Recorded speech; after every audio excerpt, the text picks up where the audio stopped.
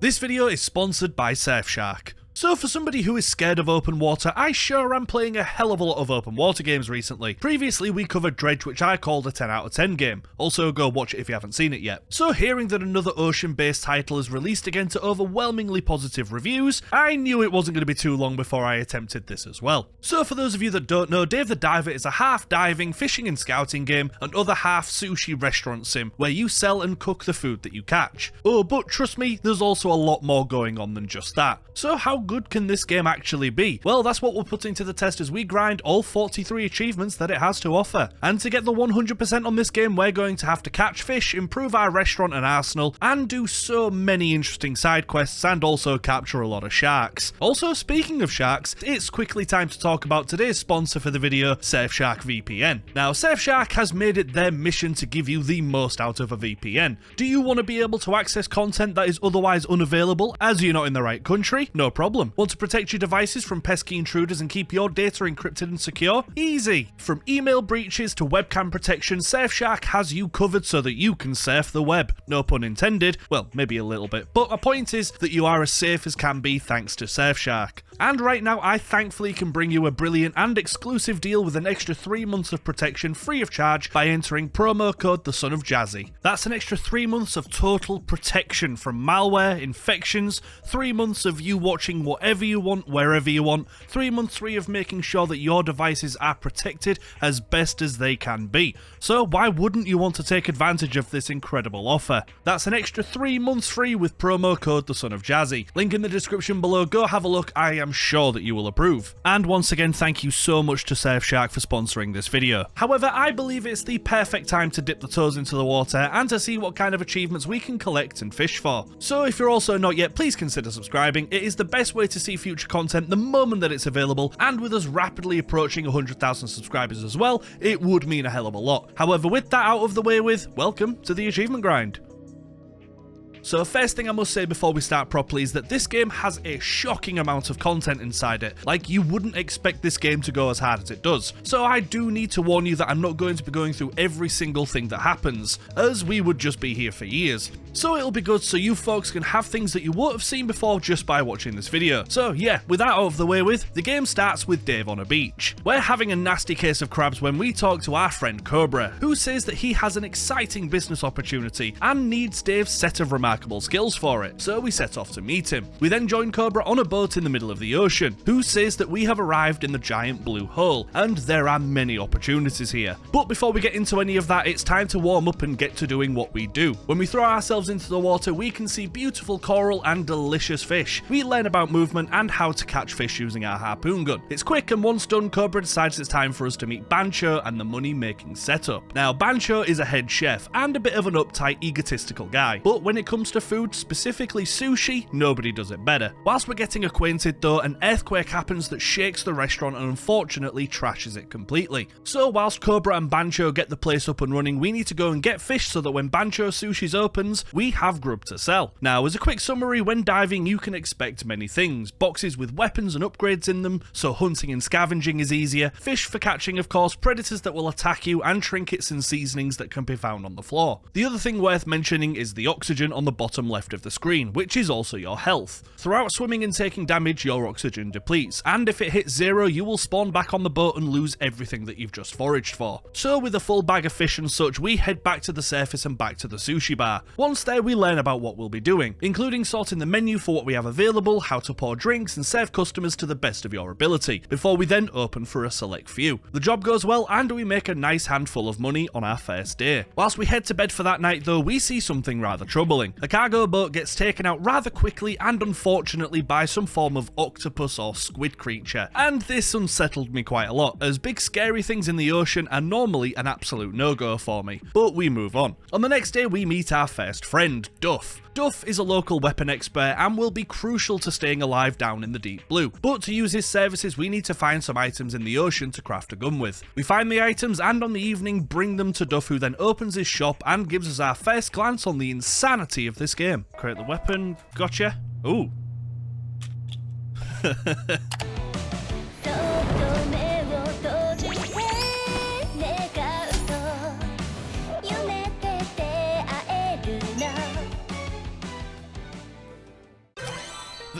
Guys living my dream. With that, we have our first underwater rifle and our first achievement, underwater gunslinger. We also meet another friend soon after, Dr. Bacon, an archaeologist that is certain that a race of underwater sea people exists and that we might be able to help find information on them in the water. With that, we also unlock the ability to upgrade our kit so we can breathe more, carry more, and dive deeper into the ocean without the pressure crushing the hell out of us. And for buying our first upgrade, we then unlock better equipment. We then have another dive, of course, and fill our boots with fish and junk alike. We also find a sea people trinket. When we catch it though, we see eye to eye with the monster that took the boat down, and since I don't really like that, we just head to the surface. By now, it's been a couple of days, and thanks to Cobra's hard work, Bancho Sushi is back to normal and looking good. And because it looks so good, they give us our next achievement as well, unlocking Bancho Sushi is back. Here we also are told that we can customize and unlock things to make the interior exactly what we want it to be. Dave also then tells Bancho about Cookster, an app that will allow us to post to social media and get the word out here that a new sushi place is in town. The higher we get our Cookstar rating from bronze to diamond, the more people we can serve, the better food we can make, and the more we can charge. Once free, we then change the terrible stools to some chairs because who wants to sit on a stool and eat? And by doing so, we unlock the next achievement, Shops Looking Good. There is also a cat that we love and will die for. Now, something else worth noting here as well is that you can enhance your dishes' flavours to make them taste better and thus earn more money, once you have enough items needed to do so, of course. So we'll be doing this whilst playing as well. And folks, I know that I'm chucking a lot of information at you rather quickly here, so I do apologise, but as I said, this game has a lot to do in it. Now, on the next dive, we meet our first true enemy, Anne Shark. It sees Dave as a delicious snack, but we're thinking the same of the shark, so we begin the fight to the death. It's tough and close, but thanks to our phenomenal underwater routine, we get the better of it and harvest its organs for grub. Also unlocking the achievement, Angry Shark. With a couple of days passing by then, we get a visit from Yoshi. Bancho knows her as they've had a tiffle in the past, and she is here to see if Bancho is a hack or the real deal after being disappointed by him before. And to wow her taste buds, Bancho wants to cook her an entire shark head. Even though it sounds gross and vile, luckily, we had just caught one. So Bancho cooks the entire thing, and even though it looks really gross, Yoshi has a taste. I promise.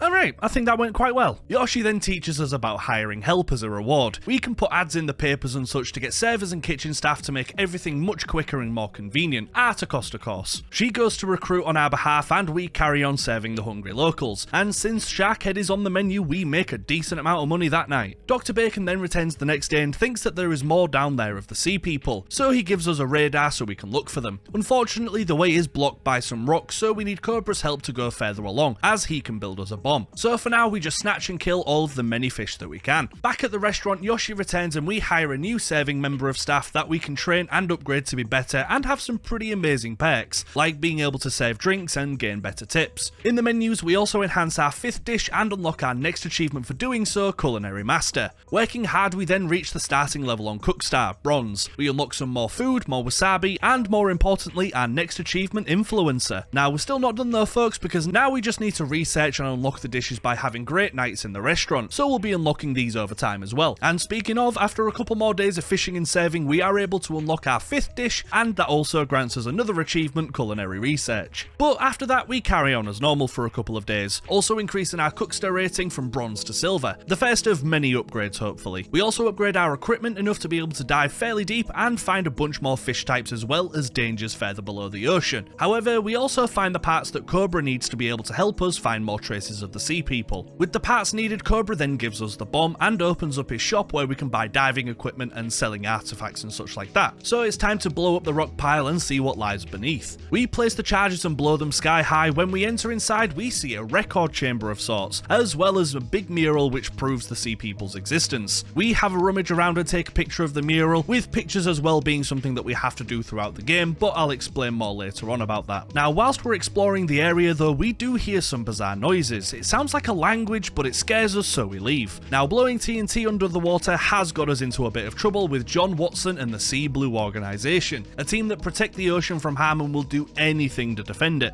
And I mean anything, but more on that later as well. Now, bizarrely enough, after a couple of night shifts, we can see that the sea people do exist, as 2 of them are arguing. Thankfully, the squid returns and kidnaps one of them though, so their bickering ends. Oh, how generous. And on the next morning, we have a new mission. Over the last day or two, we've been doing favours for a couple couple of adorable dolphins. And that is an odd sentence, but when we jump in, pirates are angry at us and ready to kill us for those dolphins. We instead retaliate by shooting them in their stupid brains, and by completing the last dolphin mission, we unlock new undersea friends. Duff also gets in touch asking us to find him his limited edition waifu statue, which was on the boat when it was destroyed. We find it, and the despair squid steals it for himself, the cheeky bastard, so we go to take it back. And I think it's time for our first boss fight, as we've had enough of this stupid squid. So we go to kill it. We dodge its many tentacle attacks and repeatedly shoot it in the eye. Now honestly, it goes down really easily, and after only a couple of bullets, it dies, releasing both the person it stole and the statue that it stole. But we can also harvest this squid and make a killer meal with it as a one-time thing. On our next venture under the sea again, we gain a couple more achievements as well. The first is for using the sniper to eliminate 10 fish, a decently easy one to do once you find the damn thing, but doing so gained us Dave the Sniper. And then for using our knife to hack away randomly at 20 life forms that pass us, we also unlock Mr. Melee. Now since it had been about a week of fishing, restauranting and upgrading, we finally had what it takes to delve into the deep sea. It's dark and it's scary, but by just going in there for the first time, we also unlock Deep Sea Diver. Now honestly, this isn't as bad as it looks. Once you get used to it, it's absolutely fine. And down here, the first thing that we do is find the injured sea people again, although we can't understand a word that they're saying, so we need Bacon to whip us up a device that will allow us to talk to them. Until then, there is nothing we can do except for unlock our next achievement as well for scavenging 100 items from the ocean floor, unlocking a scrap metal collector. On the surface, we then meet Udo, a publisher of fishing magazines who's hired us to take pictures of rare fish for money. However, we need to take pictures for achievements anyway later on. But this keen-eyed magazine boy isn't the only new person that we meet, as on the evening we meet a man called Otto. He asks us for a special dish that will take a couple of days to prepare, but promises a big reward for doing so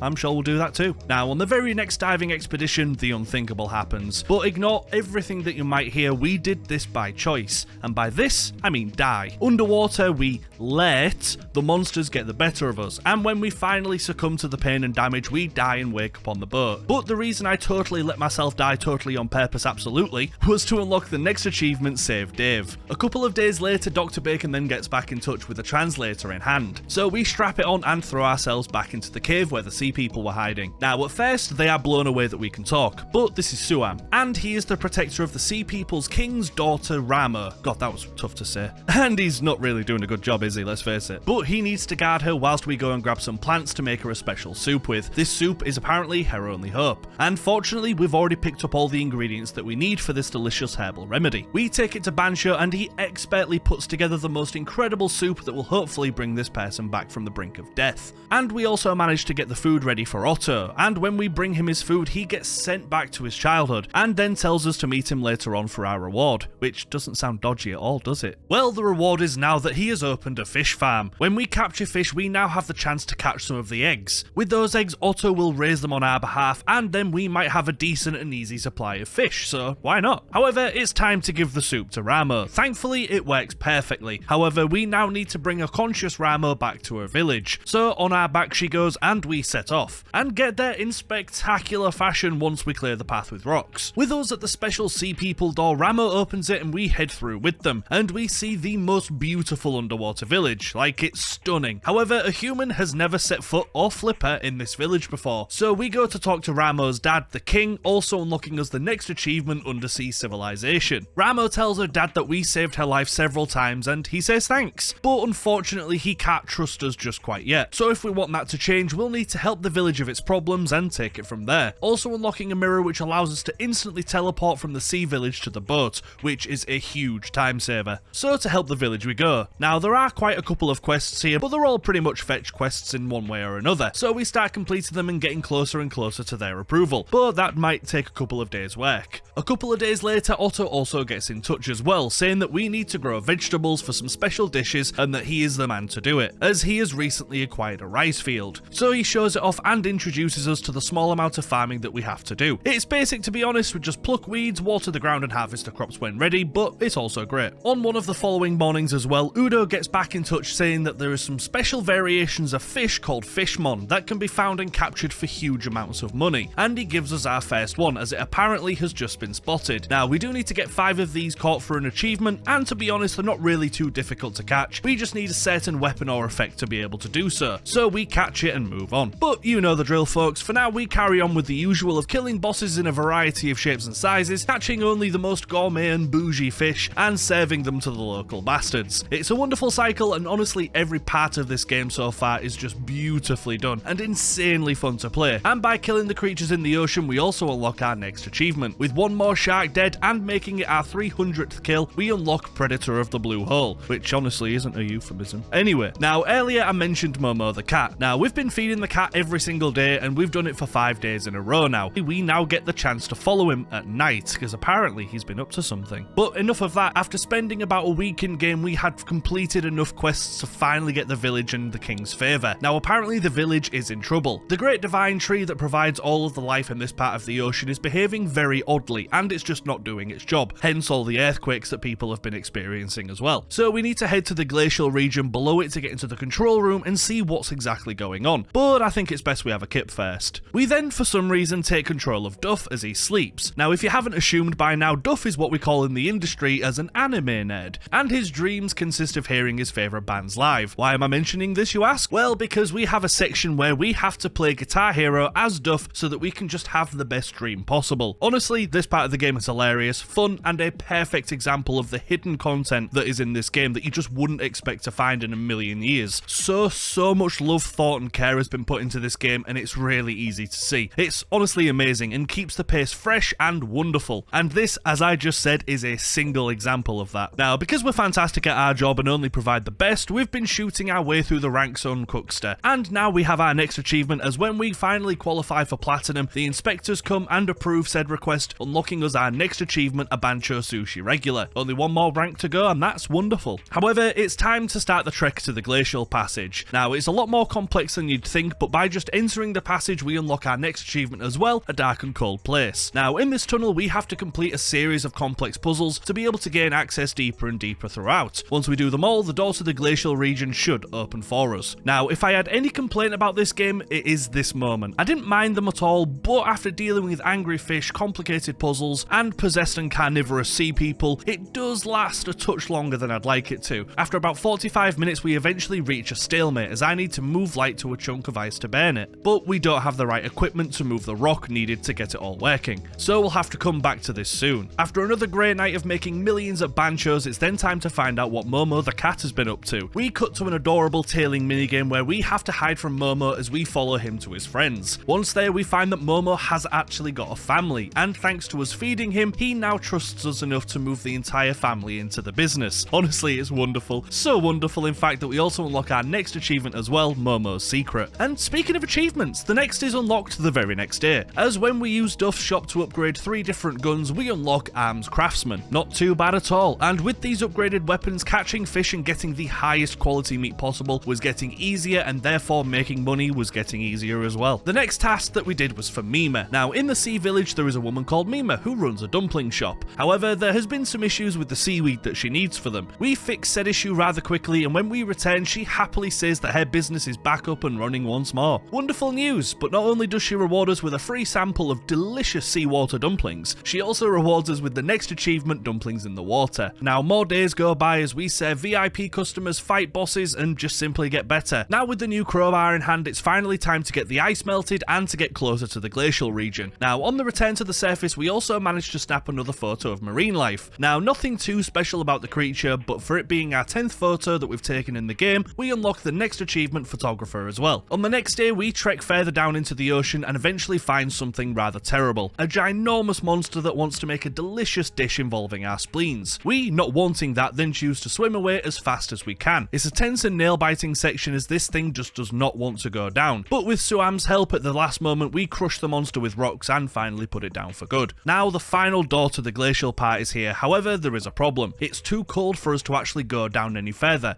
and we need a suit upgrade so that we don't shred our suit to pieces with our freezing cold nipples. So time to go talk to Cobra, who can be just the person to help us with this problem. He says that he has the perfect idea but must talk to him later that night. Now, Cobra's plan is for us to breach a secret facility and steal some tech so that he can upgrade our suit with it. We personally think that this is a terrible plan, but compelled now, we follow a drone to the site in question. Here we also have another hilarious sequence where we must squelch our way to the top floor and into the room with the prizes. Now, it is quite fun, but it does take a little bit of trial and error here, as it is easy to mess up. Now, unfortunately, all of this climbing has gotten Dave hungry. However, thankfully, there is a delicious ration packet bucket on the floor that we can use. No idea why we would trust floor food, however we eat it anyway and get our next achievement, Ration Eater. We then find the room and the tech in question. However, before we can read all of the research, we get caught red-handed, so we grab the gear and throw ourselves to freedom. It turns out that the group we stole it from was actually the Sea Blue organization as well. Whoops. With Bacon now working on a suit, we have to waste a couple of days until it's ready. And I think the perfect way to waste it is with another achievement, as when we go back to Bancho's and learn our 30th recipe, we unlock the achievement Artisan's Flame, and we're now making fantastic progress. Now, I have gone through this game rather quickly, and there is honestly a ton that I haven't had the chance to mention, including cooking challenges with Bancho, fighting huge and hilarious bosses with Dave, and feeding Momo and his family every day. There is honestly so much to do, and every time you think that they couldn't possibly add anything more, they hit you with something amazing. It is a true treat, this game, but we are getting closer to the finish line, so it's time to hit the Glacial region finally as the suit is ready. But I'm afraid there is one thing that I must talk about beforehand. A friend called Sato appears. Now, we met him a little while ago, but this time he introduces us to a game on our phone. It's essentially Fish Tamagotchi, and we have to raise 5 for another achievement. So yet another thing that we'll be grinding whilst we play.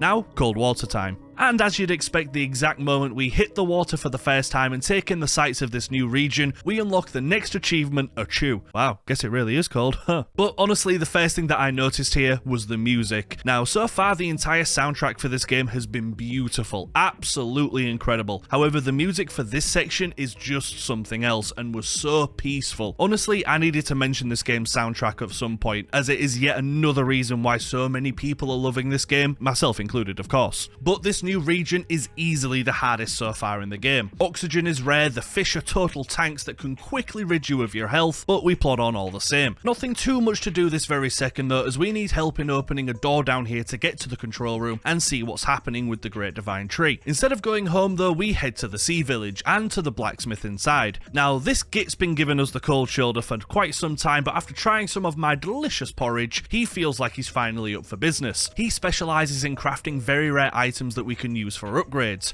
but just by unlocking his shop we unlock our next achievement, Feeble Blacksmith. And there is one more feature we can do with him, sell stuff. All of the random loot and trinket that we found on the ocean floor can now be sold to him, and since I knew that there was another achievement here, I sold him everything that we had in our pockets. Hundreds of items, and he bought it all. Thankfully the maths worked out, and when we sold him over 200 items we also unlocked Blacksmith Helper. Being so amazing to the village also made the sea village farm open up for us as well. Here we can grow special coral to use in food, and we unlock yet another achievement, the seaweed is growing. Then thinking that's a decent day's work, we head to the surface. Dr. Bacon immediately greets us here, and we decipher the note on the door that we found, and realise that to unlock it we need a sea person's help. God bless Suam, who immediately volunteers to do the job, and it works. With the door open we delve in further. Here we find more puzzles to overcome, and by doing them we activate one of 3 switches that will need to open the last door to the control room. Now, throughout the game we had also been playing as Bancho in very special 1v1 cook-offs that will happen every now and again, and our most recent win against an Italian dude is perfect as we bump into an old friend who now loves our food, but she says that her specialty is making franchises out of places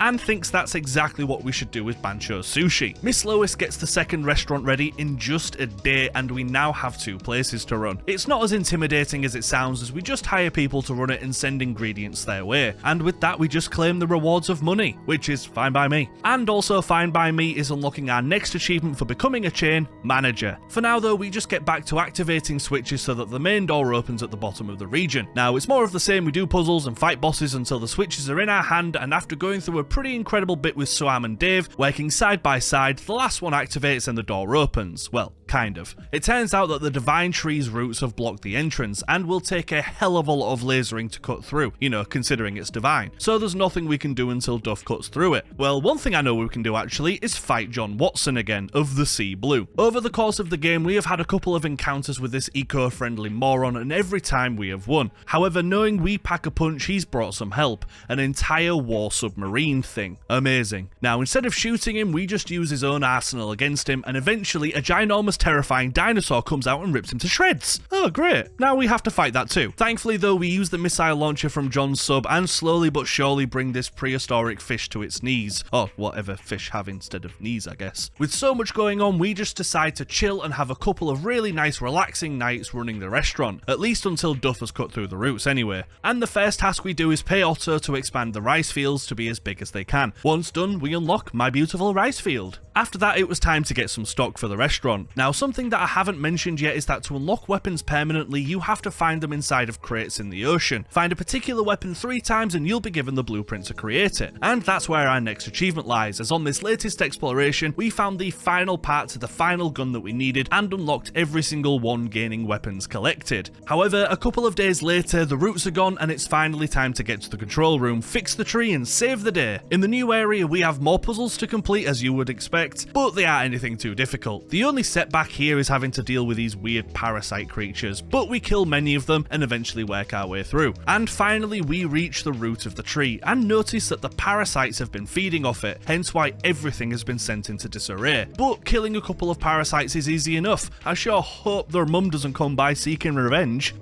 Moments later, their mum comes by seeking revenge. This is Yoi, and this creature is responsible for everything, so I think it's time to put this thing into the dirt for good. Only one problem with that, its shell is as tough as it gets, so Duff sends over a special laser bot to help with his final battle. With our new gun, we start shredding away at the creature. After a couple of minutes, we realise that this isn't even doing that much damage, so we improve the gun further, unleashing massive damage upon the bastard. We deal many injuries, and the Yoi tries to run away. We follow suit and barrage it with more lasers, death and damage. In the final section, we simply have to then run away from it as our weapon breaks, and we seem to have just angered this creature more than anything. However, by chasing us, it gets stuck and covered in flammable sap. With its death imminent, the sea people arrive just in time to help deliver the final blow. We move a mechanism and use light from the divine tree to send out one final shot that rids this creature absolutely of every fibre of life. Finally, it is dead, and we unlock our next achievement for killing every boss in the game, Creature Hunter. But with the parasite dead, the tree is saved and it slowly begins to restore itself, making the Great Blue fantastic again. Now with the game complete, there is only one more thing to do: get smashed with all of our friends that we've made along the way. We return to Bancho Sushi, we talk to everyone, raise our glasses and celebrate everything that we have done in the game. And honestly, this part of the game was really sweet. It was honestly a lovely way to end the game, and I don't know why, but this just really felt nice and amazing. The final shot then shows a rocket going up to space